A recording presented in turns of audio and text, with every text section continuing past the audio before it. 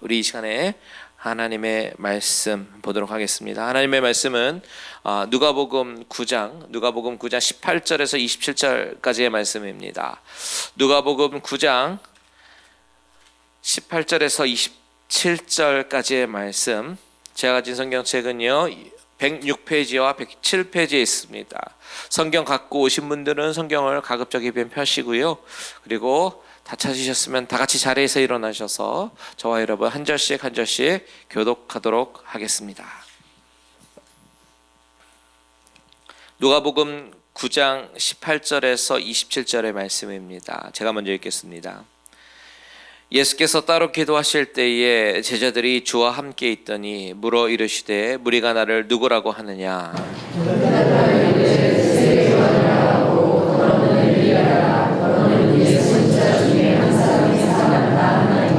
예수께서 이르시되 너희는 나를 누구라 하느냐? 베드로가 대답하여 이르되 하나님의 그리스도 신이이다 하니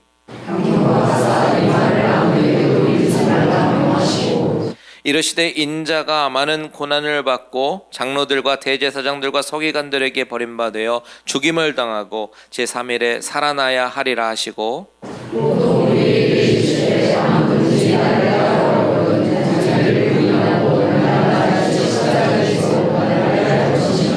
누구든지 제 목숨을 구원하고자 하면 잃을 것이요 누구든지 나를 위하여 제 목숨을 잃으면 구원하리라.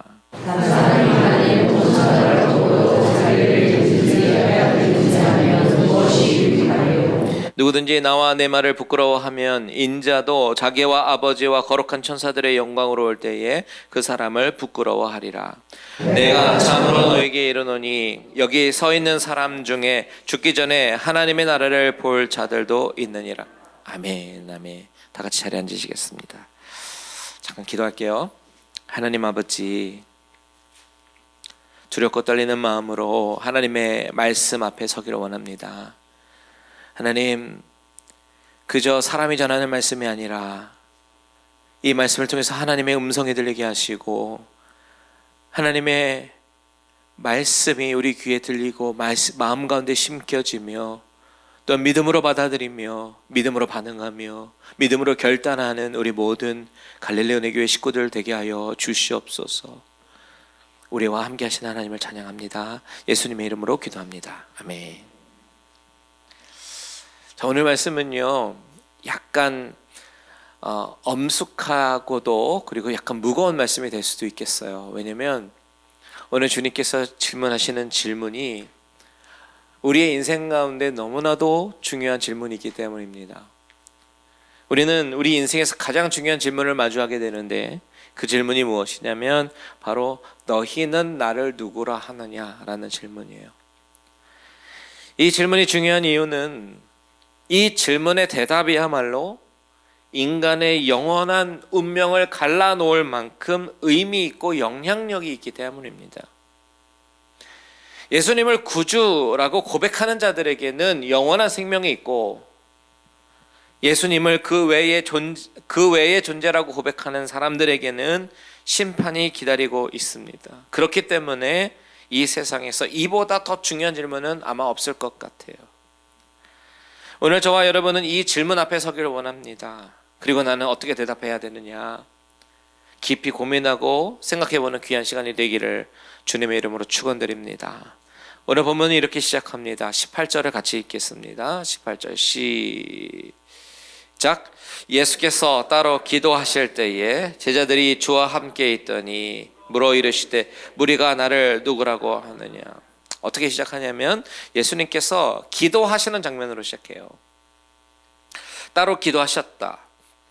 그런데 제자들이 주와 함께 있었다. 이 말은 얼핏 들으면요 좀 상충되는 것 같습니다. 예수님은 따로 있었다. 그런데 제자들은 함께 있었다. 헷갈립니다.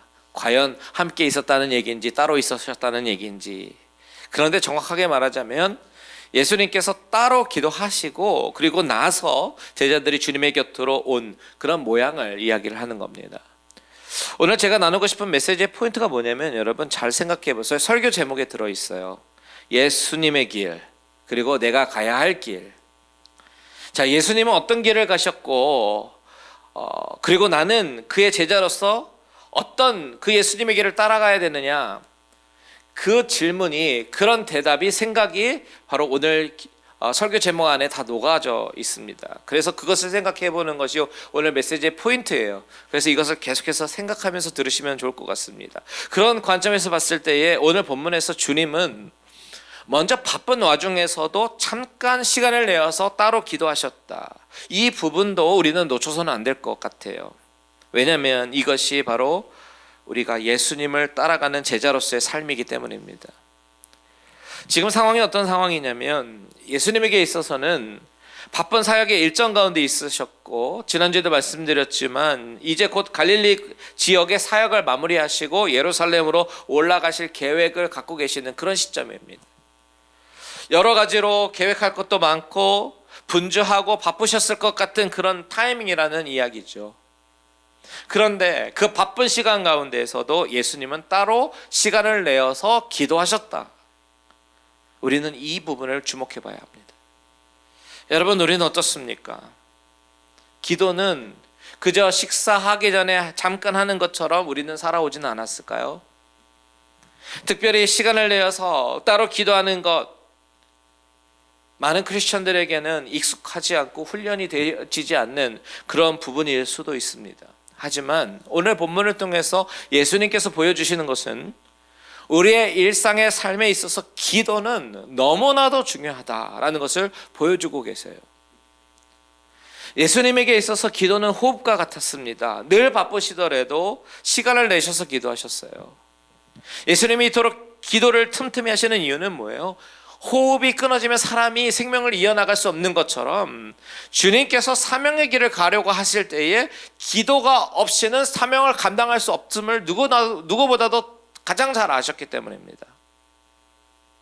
불가능하다라는 것이죠. 그래서 늘 사역하시다가 기도의 시간을 놓지 않으셨고, 기도를 통해서 다시 한번 사명의 길을 확인하셨고, 기도를 통해서 영적으로 충만히 채워지셨던 것을 우리는 성경을 통해서 발견하게 되는 거예요.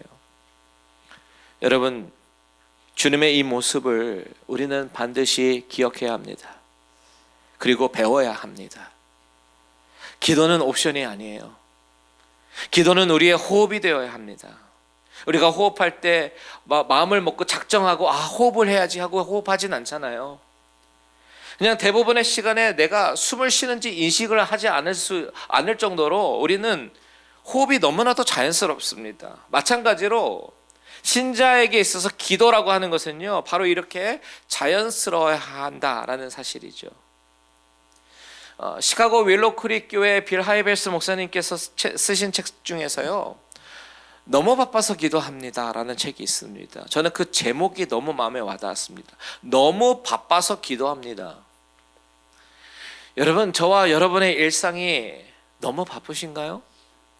그렇다면 오늘 본문 속에 예수님처럼 바쁘니까 더욱더 기도로 나아가는 우리의 모습이 되시기를 축복합니다. 기도함으로 하나님과 교통하고, 기도함으로 하나님의 뜻을 구하고, 기도함으로 하나님의 인도하심을 구하는 저와 여러분들 되시기를 주님의 이름으로 축원드립니다. 자, 오늘 본문에서 예수님은요, 기도를 마치신 후에 제자들에게 너무나도 중요한 질문 두 가지를 하셔요. 첫 번째 질문은 무리가 나를 누구라 하느냐라는 질문이고요. 그리고 두 번째 질문은 너희는 나를 누구라 하느냐라는 질문입니다. 이 두 가지 질문을 던지시는데, 그런데 자세히 보면 이 질문 두 가지는 사실 한 가지 질문을 하기 위한 그런 질문입니다. 사람들이 예수님을 어떻게 생각하는지 그 첫 번째 질문은 사실 그 다음 질문을 이어나가기 위한 인트로 퀘스천입니다. 도입 질문이라는 거죠. 주님이 정말 정작 묻고 싶으셨던 것은 너희들, 바로 너희 제자들이 생각하는 나는 누구냐? 이 질문을 던지고 싶으셨어요. 이 질문을 헬라어 원어로 보게 되면요, 문법적으로 강조법을 사용하고 있더라고요. 무엇을 강조하셨겠습니까? 예수님께서 중요하게 여기신 것은 제자들이 예수님을 어떻게 생각하는지 묻고 계신 것, 이 사실을 강조하고 있는 겁니다. 왜 이것을 강조하겠어요? 지금 예수님의 시선은 대중보다는 제자들을 포커스하고 계시기 때문이죠. 이 대화를 먼저 한번 볼까요? 18절에서 20절 같이 한번 읽어보도록 하겠습니다. 18절에서 20절 시작. 예수께서 따로 기도하실 때에 제자들이 주와 함께 있더니 물어 이르시되 우리가 나를 누구라고 하느냐? 대답하여 이르되 세례 요한이라고 하고 더러는 엘리야라. 더러는 옛 선지자 중에 한 사람이 살아났다 하나이다. 예수께서 이르시되 너희는 나를 누구라 하느냐? 베드로가 대답하여 이르되 하나님의 그리스도시니이다 하니. 자, 예수님이 사람들이 나를 누구라고 하느냐라고 물으시고는 곧바로 제자들에게 너희는 나를 누구라고 하느냐라고 물으시는데요. 아까 서두에서 말한 것처럼 이 질문은 이 세상에서 가장 중요한 질문이에요. 이 예수님은 누구신가? 라는 이 질문 앞에 사람들은 각기 자기들만의 대답이 있습니다. 어떤 사람은 예수님을 4대 성인 중에 한 명이다 라고 이야기할지도 모르겠어요.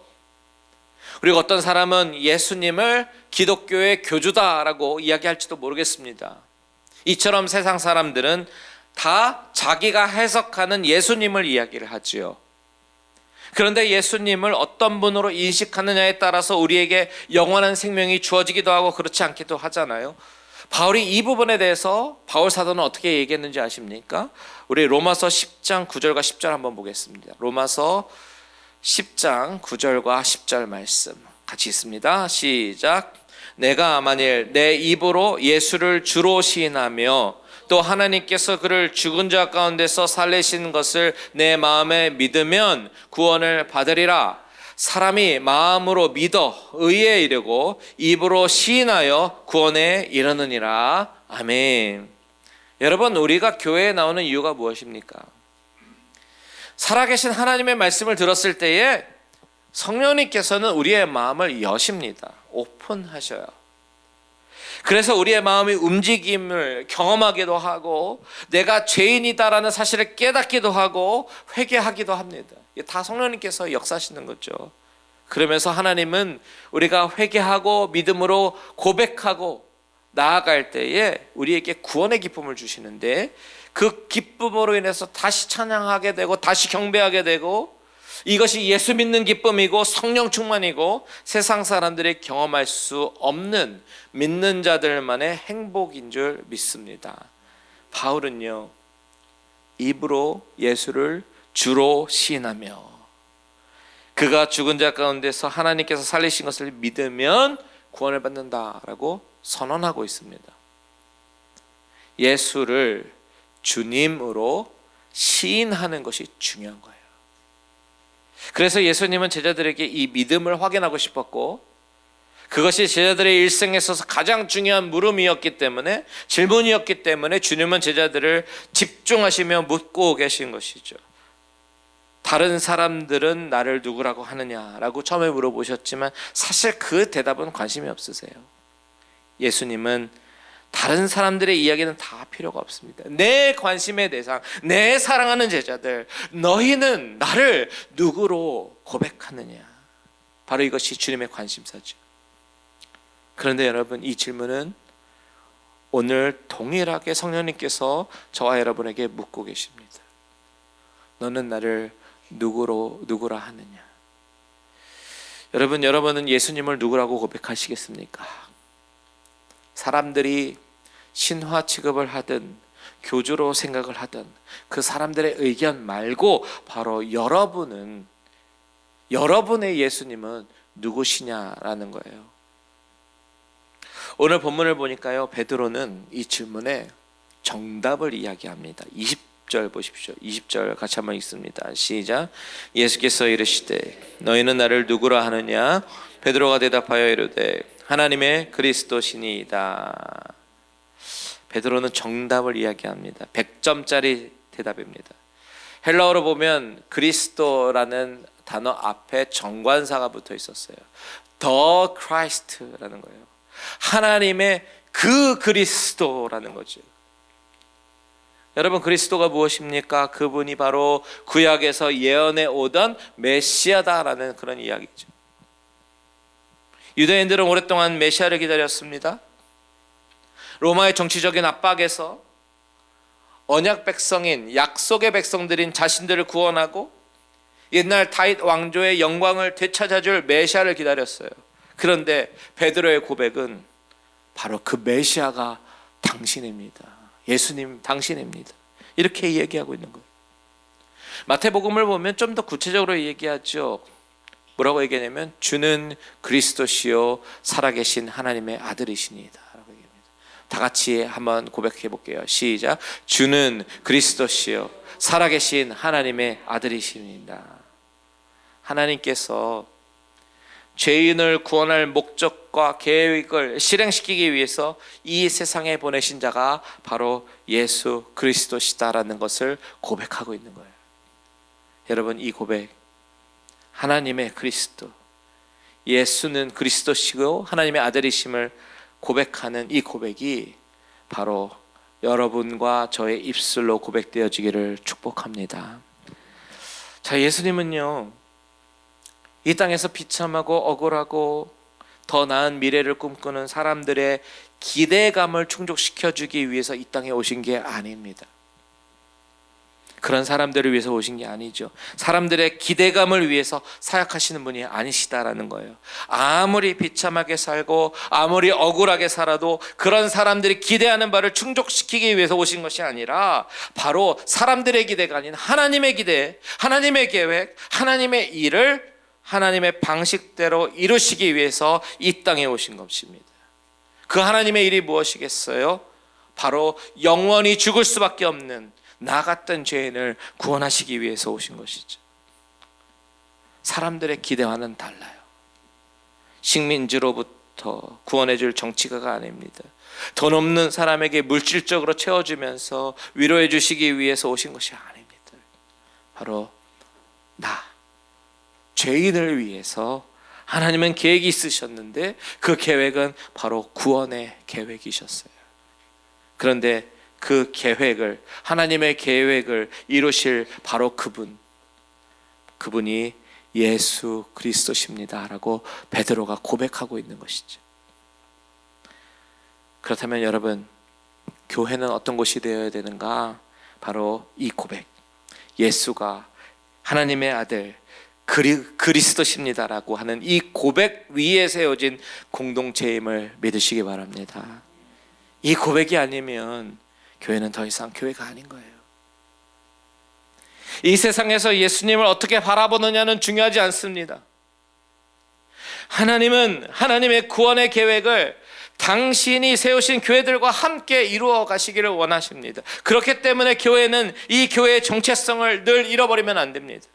늘 그리스도가 선포가 되어야 되는 것이죠.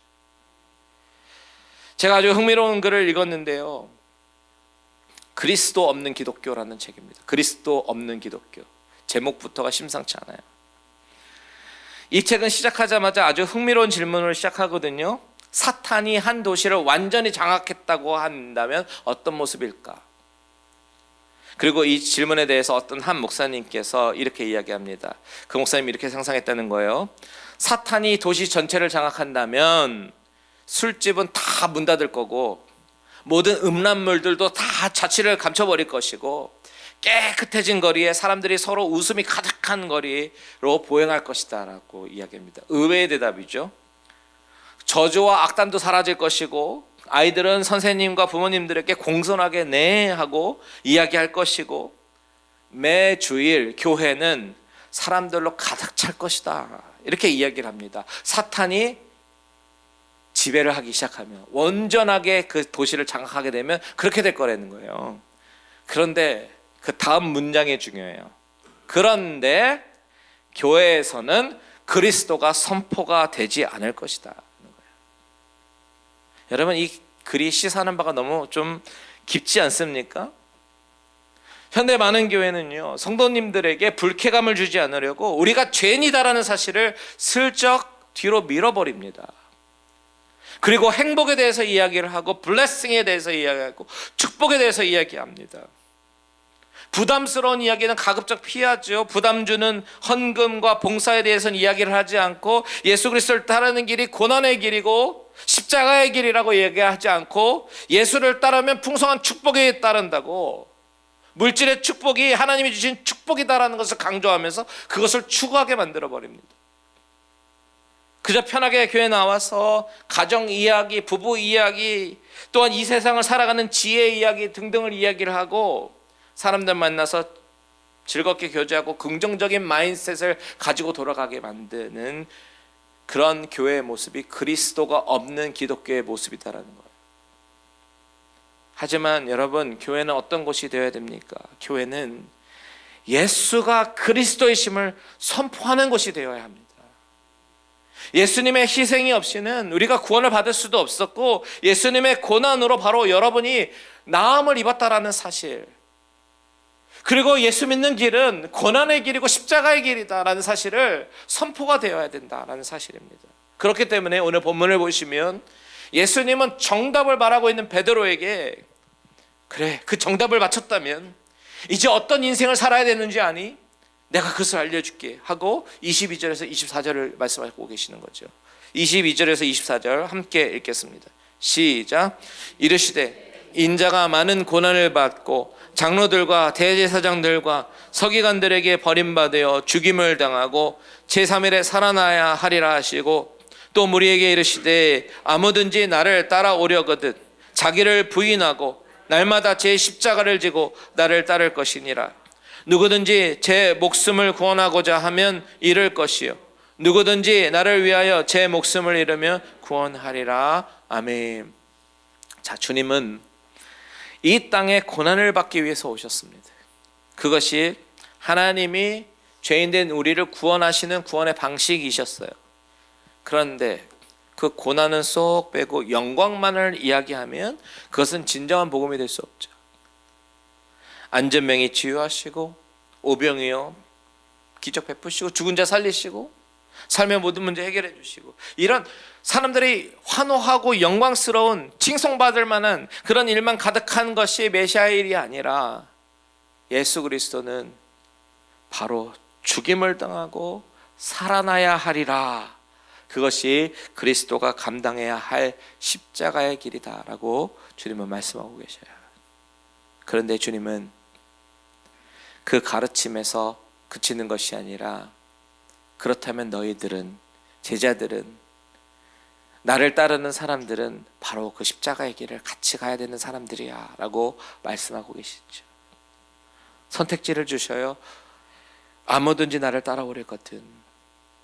따르는 자가 있고 따르지 않은 자가 있을 건데, 따를 거면, 예수를 따르는 자가 되려면 자기를 부인하고 날마다 자기 십자가를 지고 나를 따르라 라고 말씀하시죠.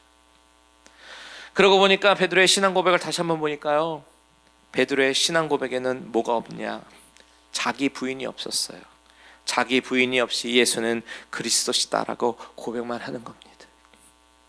베드로는 예수님에 대한 올바른 인식을 가지고 있었지만 자기 부인이 없었기 때문에, 예수님이 십자가 지시고 가신다라는 그 컨셉이 없었기 때문에 예수님이 돌아가신다고 얘기했을 때 그러면 안 된다고, 절대로 그럴 일이 없을 거라고 얘기를 했고요, 그때 주님은 사탄아 물러가라 라고 말씀하시는 것이죠.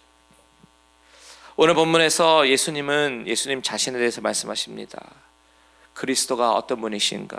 22절에 보시면 인자가 많은 고난을 받고, 여기서 인자라는 말은요, 내가 구약에서 말했던 그 메시아다라는 것을 얘기하는 거예요. 그런데 나는 그 메시아인데 나는 고난을 받을 거야.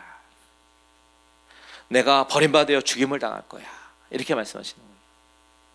근데 이 말이 당시에 이 말을 듣는 사람들의 입장에서는 굉장히 충격적인 말이었습니다.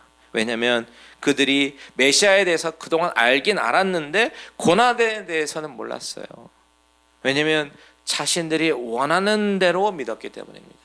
자신들이 바라보고 싶은 대로 바라보았고 자신들이 믿고 싶은 대로 믿었기 때문입니다.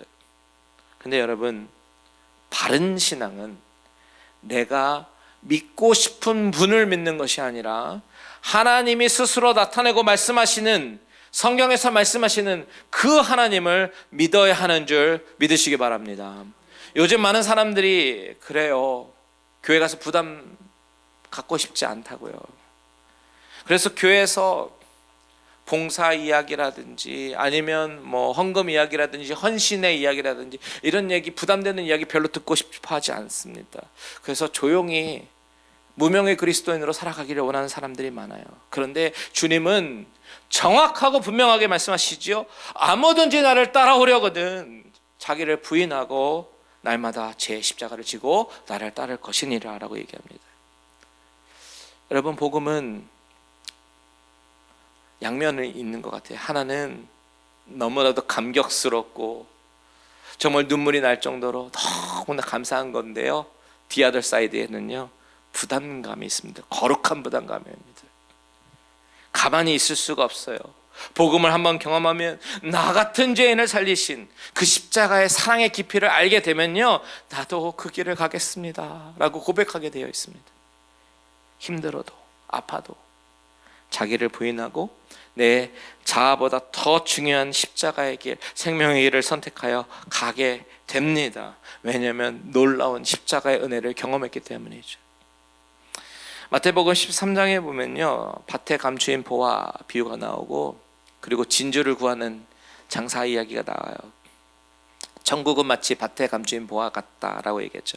그것을 얻기 위해서 내가 가진 소유 다 팔아도, 그것을 얻을 수만 있다면, 내가 치를 수 있는 모든 희생을 다 치러도 그것만 얻을 수 있다면 그거는 가치 있는 일이라는 거죠. 진주 하나 구하기 위해서 내 소유 다 팔아도 상관없다는 거예요. 내가 치를 수 있는 모든 희생 다 치러도 상관없다는 겁니다. 왜냐하면 그것이 충분한 가치가 있기 때문에 그래요. 여러분, 내가 십자가의 길, 고난의 길을 가더라도 그것이 믿음의 길이라면 주님은 분명히 이렇게 말씀하실 겁니다. 잘했다고, 충성된 종이다 라고 칭찬하실 겁니다. 우리는 자기 부인과 순종 없이는 믿음의 길을 갈 수가 없어요. 예수님이 이미 그것을 보여주셨어요. 주님이 먼저 자기 부인을 하셨고 순종하셨습니다. 그리고 이제 예수님을 따르는 우리 같은 제자들이 그 길을 가야 된다라고 본문을 말해줍니다. 너무나도 오늘 본문은요, 한편으로 무거운 말씀이에요. 여러분, 저도요 어떤 미국 목사님처럼 예수 믿으면 형통될 거라고, 예수 믿으면 축복받는다고, 예수 믿으면 병도 낫고, 예수 믿으면 모든 일이 다 잘 된다고 그렇게 얘기하고 싶습니다. 그런데 그것은 사실이 아닙니다. 분명히 주님이 주신 축복이 있어요. 그런데 축복만을 이야기하고 있지는 않습니다. 때로는 내가 십자가를 지고 가야 할 타임이 있고요, 내가 내 자아를 다 내려놓고 나를 부인하고 예수님을 따라가야 되는 그런 시점이 있다라는 사실을 우리는 기억해야 합니다. 너무나도 무거운 말씀이지만 그 길이 바로 영광의 길이다라는 사실을 믿으시기 바랍니다. 십자가의 길, 고난의 길, 승리와 영광의 길이 됨을 믿으시기 바랍니다. 그리고 저와 여러분이 정말 예수 잘 믿었으면 좋겠어요. 제대로 믿었으면 좋겠어요. 예수를 그리스도라고 고백하고 그분의 길을 따라 나서는 저와 여러분들 되시기를 주님의 이름으로 축원드립니다. 아멘.